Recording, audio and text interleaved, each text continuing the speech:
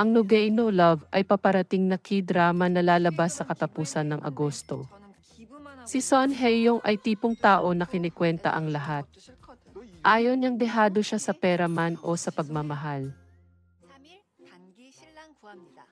Para makuha ang isang promotion, naisip niya na kailangan niya magpakasal.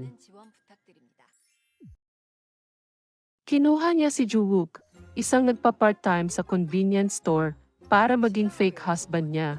Contract marriage na rom-com genre. Gusto ko ito. Sina Shin Min-a at Kim Yong-dae ang magkatambal dito. Dahil marami na akong napanood na rom-com ni Shin Min-a, sigurado ako na matutuwa rin ako dito. Lalabas ang No Gay No Love sa Amazon Prime simula ika-26 ng Agosto.